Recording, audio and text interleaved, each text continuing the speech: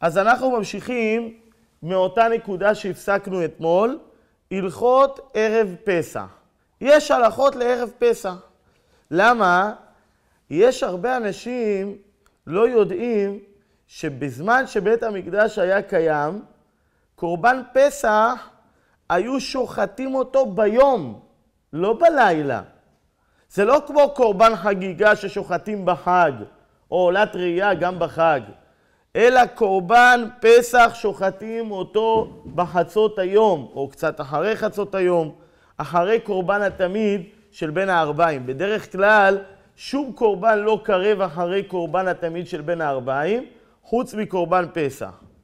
וכיוון שקורבן פסח היה קרב מבעוד יום, תקנו רבותינו בזמנו כמה תקנות. אחד מהתקנות כתוב בהלכה, מקום שנהגו לעשות מלאכה בערבי פסחים, עושים. מקום שנהגו שלא לעשות, אין עושים. וגם מקום שנהגו לעשות עד חצות היום ולא יותר. זאת אומרת, בסביבות 12:45 כבר לא עושים מלאכה בערב פסח. שני טעמים בדבר. אחד, כמו שאמרנו, כיוון שהיו מקריבים את הקורבן פסח מבעוד מועד, זה כמו יום טוב, וביום טוב לא עושים מלאכה. שתיים, מכיוון, לא, ביום שישי רק מזמן מנחה קטנה לא עושים מלאכה, אבל מנחה גדולה עדיין אפשר, חצות היום עדיין אפשר, כך נפסק בשולחן ערוך, אבל בערב פסח מחצות היום כבר לא עושים מלאכה. וצריכים מאוד לשים לב במיוחד בעלי המלאכה. זאת אומרת, חנויות שמוכרים אוכל וסופרים, ואפילו חנויות בגדים למיניהם, יש להם היתרים שלהם.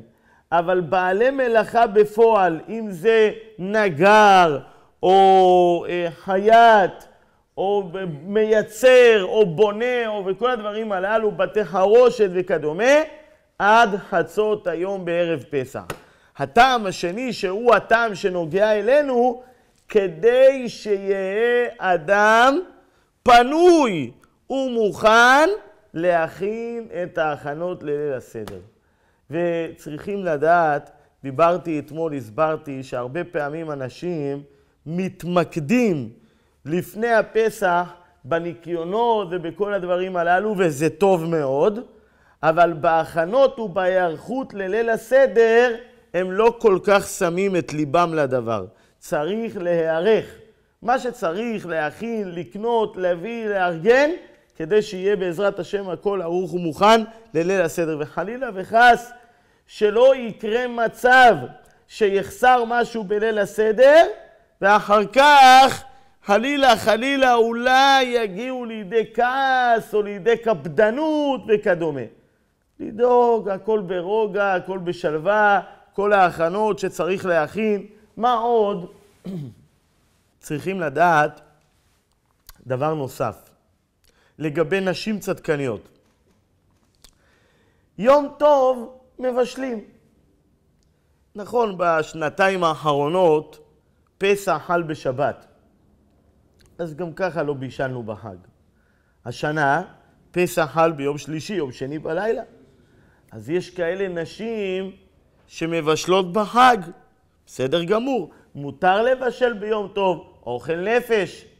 אך אשר יאכל לכל נפש, הוא לבדו יעשה לכם. אבל צריכות הנשים הצדקניות לדעת שגם הן חייבות בקריאת ההגדה.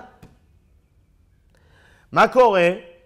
הרבה פעמים תוך כדי קריאת ההגדה נשים פונות למטבח כדי לטבלל, לערבב, לחתוך, להדליק, כל מיני פעולות שקשורות לבישול של האוכל. ואז אם בני הבית ממתינים ולא ממשיכים את קריאת ההגדה, הרשתי, בסדר. אז בינתיים עכשיו נגיד, לצורך העניין, נגיד, יפסיקו את הקריאה וישירו איזה שיר של חג, או שיגידו איזה חידוש בזמן הזה שהיא הולכת מדליקה, או מחממת, או מערבבת וכדומה. אבל אם הם אומרים, טוב, אנחנו נמשיך ונתכוון להוציא אותך ידי חובה. איך להתכוון להוציא אותה? אם היא שומעת, שומע כעונה. אבל אם היא לא שומעת, היא בכלל במטבח, ובטח אם היא לא מכוונת ליבה לצאת ידי חובה, מה עם קריאת ההגדה? זה מצוות עשה דאורייתא והגעת לבנך. אז מה עם מצוות ההגדה? יש נשים, טוב, אתם תמשיכו, אני אתפוס אתכם בצומת. מה זה אתפוס? איזה צומת? לא! צריכה האישה לשמוע את כל קריאת ההגדה כולה בלי יוצא מן הכלל. או לקרוא או לשמוע. לכן כדאי במיוחד בערב פסח שהאישה פחות או יותר תהיה מוכנה לסעודה. כדי שכשיושבים בליל הסדר היא לא תצטרך כל רגע לקום ולבשל ולערבב. אז לכן כדאי מבעוד מועד להכין את כל הדברים.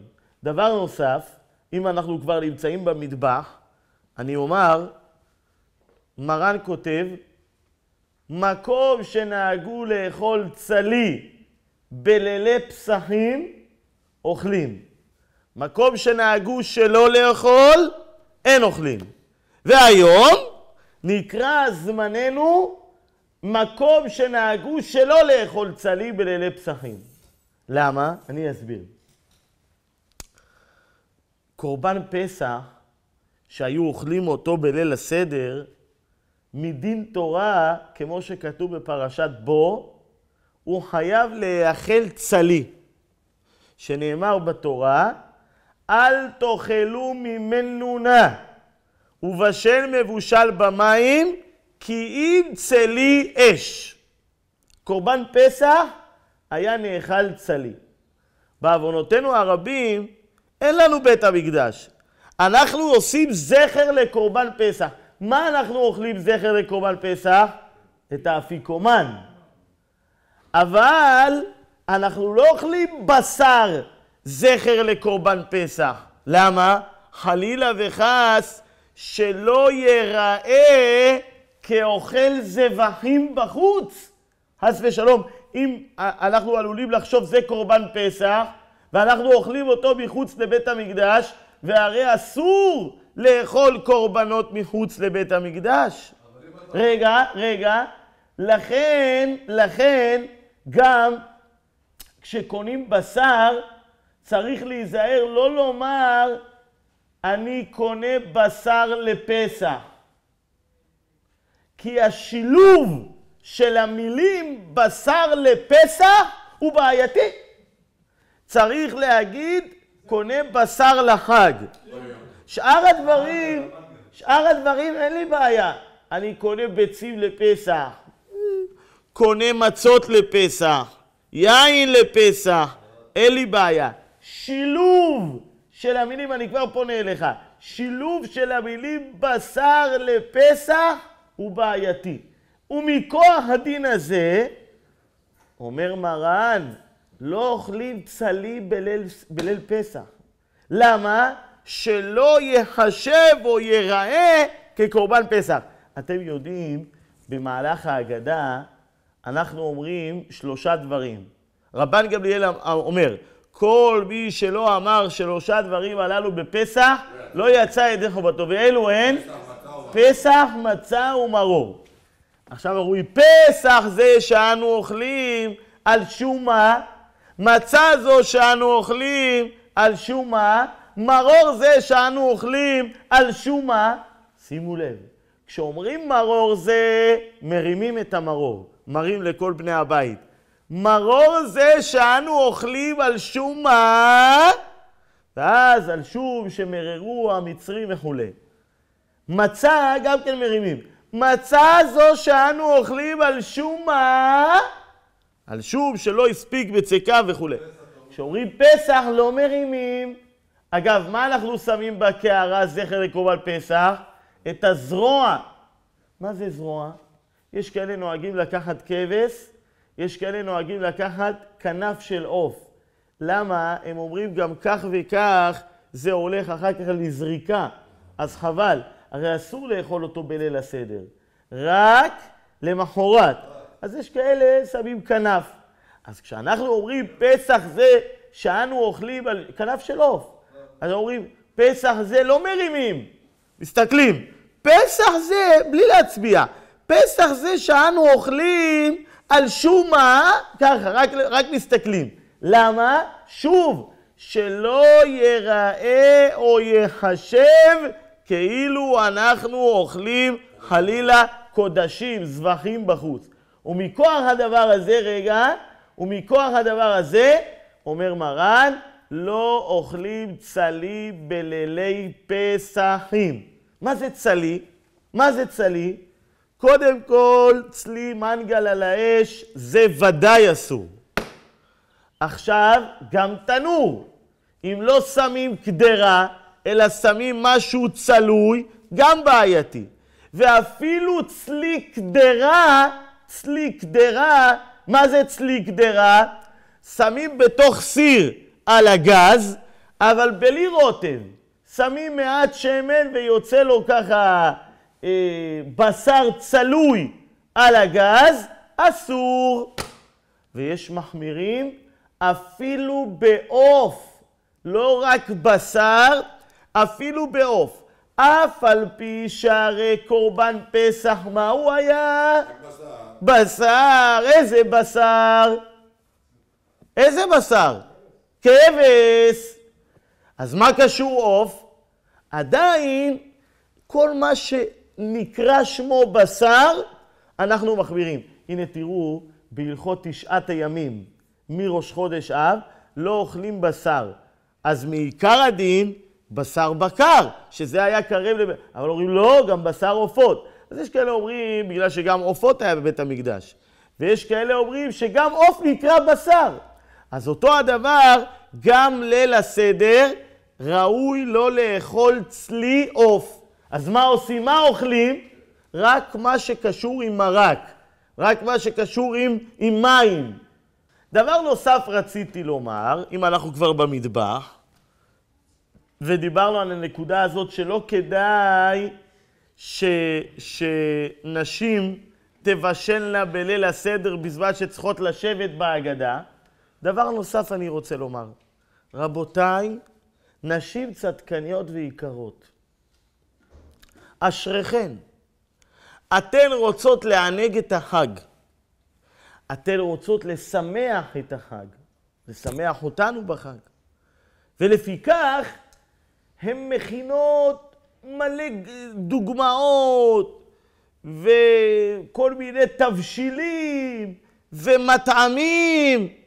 אשריכן, אבל לא לליל הסדר.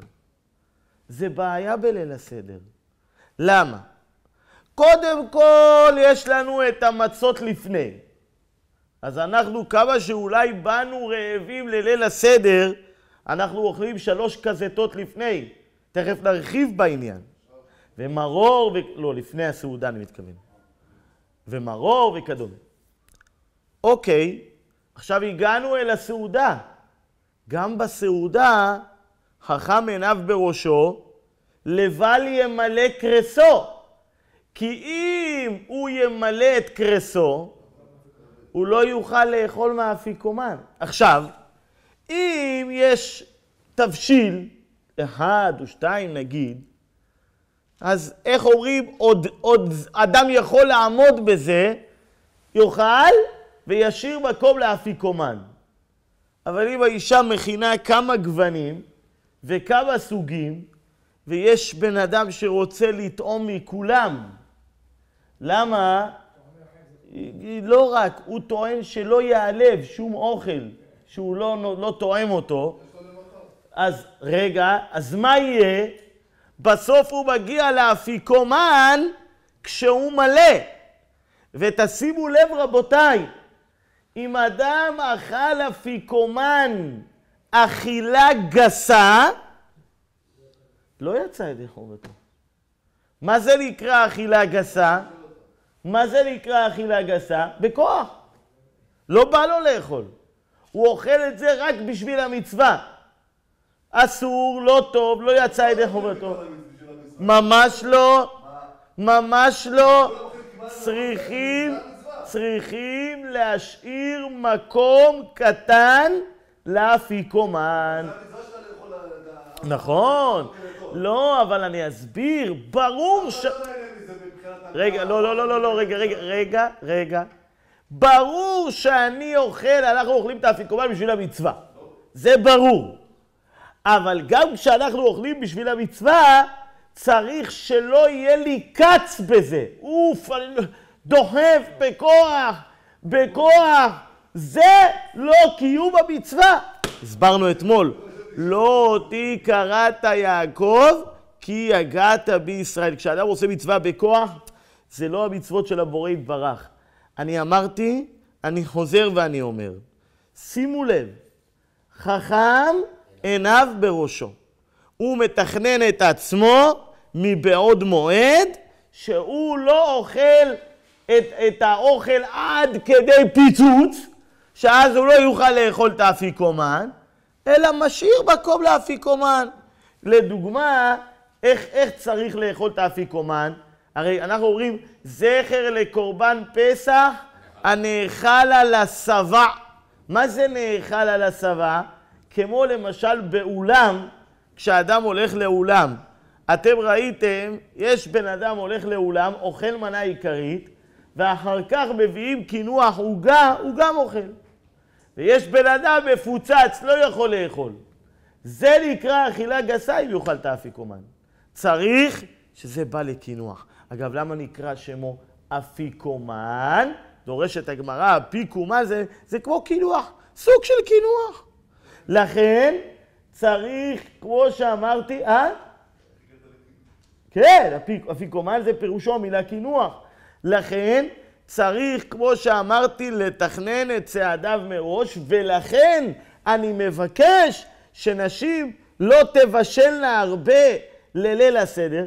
אם רוצים לאכול צלי, אם רוצים לאכול הרבה, אם רוצים לאכול קינוחים, הכל למחרת בבוקר. חוץ מזה, יש לנו את כל השבוע של חול המועד, את הכבש האחד תעשה בבוקר, ואת הכבש השני תעשה בין הערביים. אש תמיד תוקד על המנגל לא תכבה. למה לא? שמחת חג, בשר ויין, אבל לא בליל הסדר. בליל הסדר לצמצם. למה? כדי שיהיה אפשר לאדם לאכול את האפיקומן. חוץ מזה, אני אגיד לכם עוד משהו. טבע האדם, כשהוא אוכל הרבה, עד כדי סובה המלא, הוא גם, זהו, מתעייף ונרדם. אם הוא אוכל הרבה, כבר אין לו כוח. ואיפה אחר כך ההלל לקרוא בשמחה, ואיפה אחר כך שיר השירים, ועוד יש כאלה ממשיכים ומספרים ביציאת מצרים, כמו שכותב מרן בשולחן ערוך, עד שתחטפנו שינה. לא הולכים לישון בליל הסדר, אלא מתוך סיפור יציאת מצרים. אם האדם יאכל הרבה, טבע הדברים שהוא לא יוכל להחזיק מעמד. לכן, לא לאכול הרבה בליל הסדר. לאכול, לשמוע והכל. וגם האישה, גברת, ערב פסח, אל תטרחי הרבה. מה עוד? דבר נוסף, תראו כמה מעלות.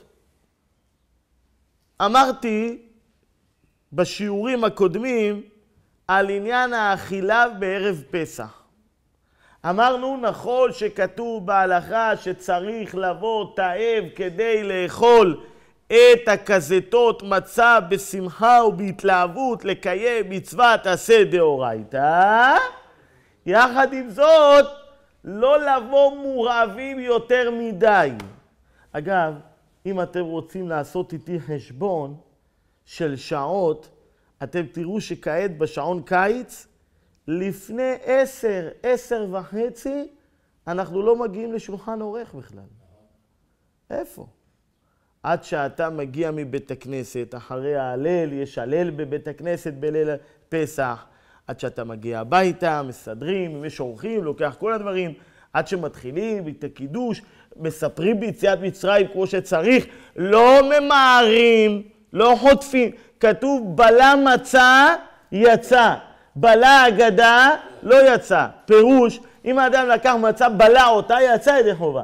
אם האדם בלה אגדה, מהר, לא יצא ידי חובה. אז עוד הפעם, אם אנחנו נעשה חשבון, רק מ10 ומעלה אנחנו ניגשים לשולחן ערוך. ולפיכך אנחנו לא יכולים לבוא, במיוחד לא הילדים, לבוא רעבים. דיברנו על זה. ארוחות בערב פסח כמו שצריך. ארוחת בוקר עד שעה 10, 10:15 מותר חמץ לאכול כמו שצריך. אחר כך ארוחת צהריים, מה שמותר לאכול.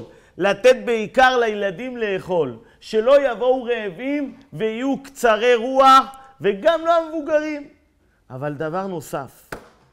דבר נוסף זה עניין השינה בערב פסח. ושאף אחד לא יגיד לי אי אפשר, אין מצב, אין מציאות. לא להגיד דבר כזה.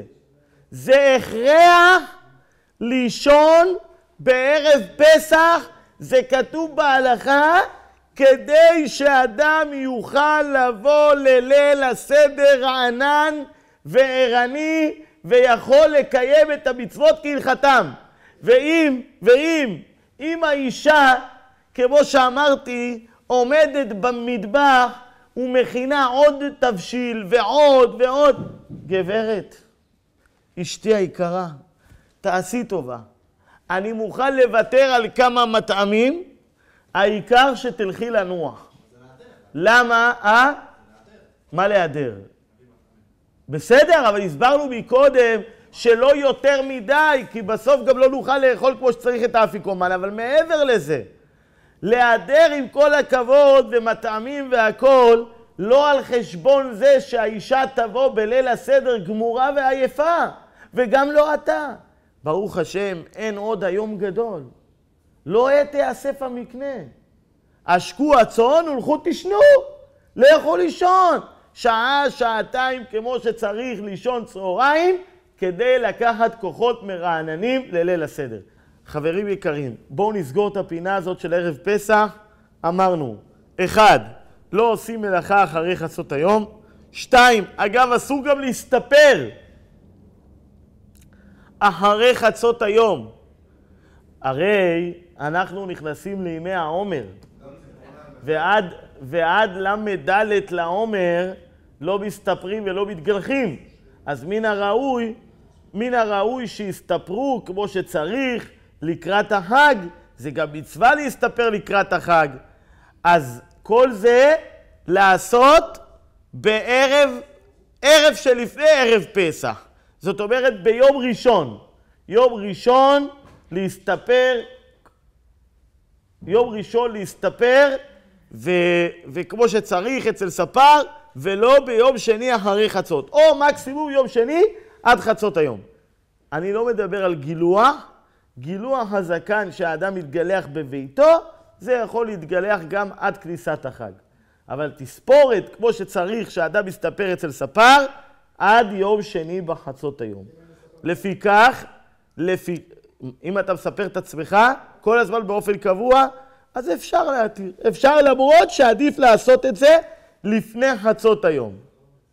עכשיו, נסכם ונאמר, להשקיע ערב פסח את הזמן בהכנות לליל הסדר, אבל כשאני אומר הכנות, זה כולל גם לישון כמו שצריך, זה כולל גם לקחת ספר ולהכין חידושים ודברי תורה, כדי שאדם יוכל להיות מוכן וערוך להגיד דברי תורה וחידושי וסיפורי יציאת מצרים. אם אתה לא תבוא מוכן ואם אתה לא תדע להגיד דברים, מה יהיה? זה גם נקרא הכנה לליל הסדר. כל הדברים האלה לעשות בערב פסח. טוב, עכשיו אנחנו מגיעים לכניסת החג. כמובן, כתוב בהלכה שמתלבשים בגדי חג, בגדי יום טוב. יש אפילו דעה בהלכה שבגדי יום טוב צריכים להיות יקרים יותר מבגדי שבת. עד כדי כך. אשריהם ישראל מענגים את השבת. זה באמת המקום כאן להזכיר כל מיני שמות יוצאים, ספורט אלגנט. תלבש יפה לכבוד החג, גם לכבוד שבת רגילה, גם לכבוד החג. מה זה? לא, זה הולך במודה. תראו, אדם צריך להתלבש בגדים מכובדים. איך הוא ידע מה זה בגדים מכובדים? איך הוא ידע? עכשיו בחתונה שלו, הוא היה לובש את הספורט אלגנט הזה? עכשיו אם הוא היה להבדיל חבר כנסת, אז הוא חבר בית כנסת. הוא לא היה לובש הוא היה לובש את הדבר הזה? לא. למה שלא תלך עם חליפה? לכבוד החג. מה יש? מה, עורך דין יכול ללכת עם חליפה ואתה אבא למשפחה, ברוך השם מנהיג את כל המשפחה, אשתך, ילדים, כולם. למה לא תלך עם חליפה בחג? חליפה, עניבה, יפה, לכבוד החג, בגדי יום טוב. זה בעניין הבגדים. שימו לב. ליל פסח שונה מכל לילי יום טוב בתפילה. שבליל פסח אומרים אחר תפילת 18 הלל הגמור עם ברכה. כל החגים אנחנו אומרים הלל גמור בבוקר. בסוכות, בשמחת תורה, בשבועות, גם בפסח, יום טוב ראשון, אומרים הלל הגמור בבוקר. אבל ליל פסח אומרים גם הלל הגמור בלילה. למה? לפי שבליל פסח יצאו אבותינו ממצרים. וגם היה את המכת בכורות וכל הדברים הללו, מה שהיה שנדבר בלי נדר בהמשך. לפיכך, תקנו לנו רבותינו לומר הלל הגמור אחר התפילה עם ברכה. ובהלל הזה כולם חייבים, גברים ונשים. ולפיכך צריך להזכיר בבית לנשים. רבותיי, לא קשור להלל שבתוך ההגדה. חוץ מזה אומרים הלל בתוך ההגדה זה משהו אחר. אבל הלל שאומרים בליל פסח, אחר התפילה, גם נשים חייבות בו. עכשיו, יש שתי אופציות. יש אופציה שכשיבוא הבעל מבית הכנסת, יגיד לנשים, עכשיו כעת אתם גם כן תגידו הלל גמור עם ברכה. אגב, לא כל ההלל שאומרים נשים גם אומרות עם ברכה, אבל כאן אומרות עם ברכה. גם אתן נשים תגידו הלל עם ברכה. ואם הוא רוצה, הוא יכול לומר להם לפני שהוא הולך לבית הכנסת. נגיד אני מגיע בסביבות 8, אז לפני כן אתם כבר תקראו הלל הגמור עם ברכה, כדי שכשאני מגיע מיד אני אתחיל את הקידוש ולא אצטרך להתעכב. לא חייב. אפשר גם להתעכב, אפשר גם לחכות. אני רק אומר הצעה לייעול, שכשאתה מגיע הרי יש עניין מיד להתחיל את ליל הסדר, אז אם תאמר להן לפני שאתה הולך מבעוד מועד לומר את ההלל הגמור עם ברכה, כך הן יוכלו להיות מוכנות שכשאתה מגיע אתה מתחיל את ליל הסדר. אבל גם אם לא, אתה מגיע, לא אמרתן הלל, בבקשה לומר ההלל הגמור עם ברכה. הלל, לפני תחילת ליל הסדר, לפני הכל. הסברתי, כן. אנחנו הגברים אומרים את זה בבית הכנסת. אחר תפילת 18, מיד מתחיל החזן ברשות מוריי ורבותיי, ברוך אתה השם, לגמור את ההלל, אנחנו אומרים בבית הכנסת, גם נשים. אגב, אם נשים נמצאות בבית הכנסת, אז בסדר, אז הן אומרות איתנו, אין בעיה. אני מתכוון על נשים שנמצאות בבית בדרך כלל בליל הסדר. רוב נשים נמצאות בבית, כי הן מכינות ועורכות את השולחן וכדומה.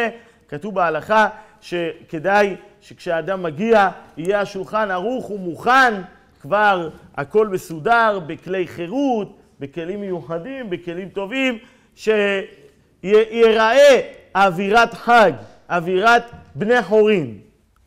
עכשיו שימו לב, מגיעים הביתה, אגב, כדאי מבעוד מועד להכין את מקום מושבו להסבה. במיוחד בעל הבית שיושב, כדאי שיהיה לו מקום ערוך כמו מלך, כמו מלכות, יושב, יכול להסב על צד שמאל. אבל לא רק בעל הבית. אם אפשר לארגן לכולם, תראו, כיסא עם ידיות, זה הכיסא שאפשר יותר בקלות להסב עליו. אבל לא כל מקום יכולים להביא לכולם כיסא עם ידיות. יכול להיות בעייתי עם הדבר הזה. כיוון שלא כולם יש להם אפשרות ומקום, אז גם כיסא בלי ידיות אפשר לסובב אותו קצת מעט ולהסב עליו. אבל אם יש ברוך השם בני בית, מספיק לכולם כיסאות, אפילו להביא כרית ככה שאפשר להסב על צד שמאל בצורה כזאת, יש כאלה נהגו שכל מהלך ההגדה הם יושבים על צד שמאל, בהסבה. אנחנו נדבר בהמשך, יש כמה דברים בודדים שלא מסיבים בהם בליל הסדר. שאר כל הדברים, מה שחייבים חייבים, ומה שלא חייבים, כל מי שמסב גם אשרה ואשרי חלקו, שזה מראה על מושב של בן חורין, מראה על מושב של מלכות. אז כתוב שמבעוד מועד יכין את מקום מושבו כמו שצריך, כיסא מלכות, כמו מלך, בני חורין. הלילה הזה בני חורין. דבר נוסף, אמרנו מקודם, ראוי לפאר ולייקר ולכבד את השולחן בכלים נעים. מאז ומתמיד, עם ישראל צדיקים, היו להם כלים מיוחדים לכבוד חג הפסח. תמיד היו שומרים כלים מיוחדים לכבוד חג הפסח, בהם היו משתמשים. מלבד זה, יש לנו קערת ליל הסדר. כתוב בפסוק, החץ בניקיון כפיים, והסובבה את מזבחך אדוני. מזבחך ראשי תיבות של הדברים שצריכים שיהיו בקערה של ליל הסדר. מזבחך, מם, מצות, מרור. זין, זרוע. בית, ביצה. חטא, חזרת, חרוסת. כף, קרפס. והמי מלח, או המי לימון, או חומץ, זה מחוץ לקערה. גם במקום שכתוב מרור, וגם במקום שכתוב זרוע, אנחנו שמים חסה, כדעת מרן. אנחנו לא צריכים חזרת. גם במקום שכתוב חזרת, גם במקום שכתוב מרור, בשניהם אנחנו שמים חסה. לא זרוע? לא, המחילה אני מתקן. גם במקום שכתוב חזרת, וגם במקום שכתוב מרור, בשניהם אנחנו שמים חסה. מרור, כן. האשכנזים לוקחים גם חסה וגם חזרת הזאת. יש כאלה לוקחים את החריף, יש כאלה לוקחים את הסגול. אנחנו הספרדים גם בזה וגם בזה שמים חתיכת חסה, זה הכל. חרוסת, אלה שמכינים בבית, מכינים, אלה שקונים, קונים. זרוע, אמרנו מקודם, זה יכול להיות גם כנף של עוף או זרוע של כבש, מה שנוהגים. קרפס יודעים, ביצה גם כן. כן. כדאי מאוד שכל מה שיש בקערה לא ייגעו בה, זאת אומרת חוץ מהמצות, היא תישאר שלמה עד סוף הסדר. המצות נאכלות, אבל שאר הקערה כדאי שהיא תישאר עד סוף הסדר. ועל כל הדברים הללו, מהצד, צלחות. ועל הקערה הזאת יש את 3 המצות, כהן לוי ישראל, ברוך השם, וככה אנחנו מסדרים את הקערה בצורה מסודרת. אנחנו הגענו לקערה ולסדר הקערה, אנחנו נעצור כאן ונמשיך בעזרת השם בשיעור הבא. ויהיה השיעור גם לבריאות, הצלחה, אושר ושמחה, פרנסה טובה משפחת דוד, פרנס השבוע משפחת שחר בן רות, רפואת סמי בן מרים, רפואת רות בת טובה, יוסף בן דינה, לזרע הקודש בן זכר של קיימה, משפחת דוד מירית בת מזל, אמן כן יהי רצון.